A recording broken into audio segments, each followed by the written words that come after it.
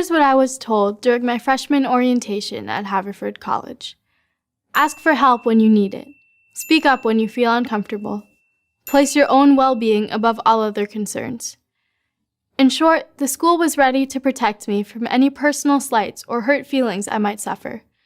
What counted as a personal slight or similar offense was up to me to define. This surprised me.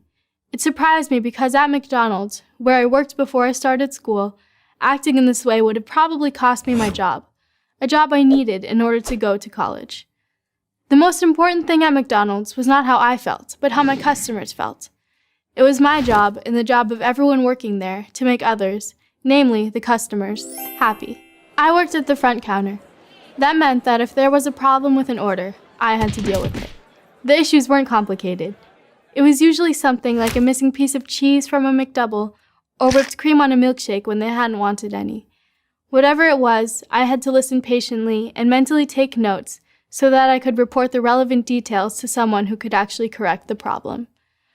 Oddly enough, customers were not interested in carefully crafting their complaints in such a way as to spare my feelings.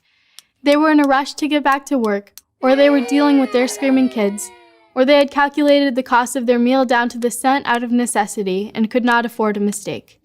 And they had a right to have their meal served the way they ordered it. If a mistake was made, we fixed it as quickly as possible and didn't talk back.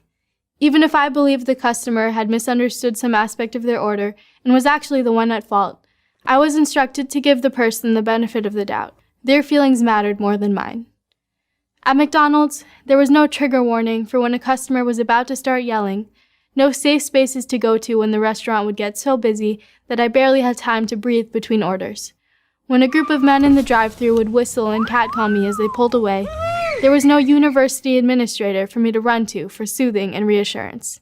And from these experiences, the good, the bad, and the flat-out ugly, I grew. Or, to use a word one doesn't see much anymore, I matured. I learned to take care of myself in ways that didn't inconvenience anyone, or draw unnecessary attention to myself, or let my personal problems interfere with the work that had to be done.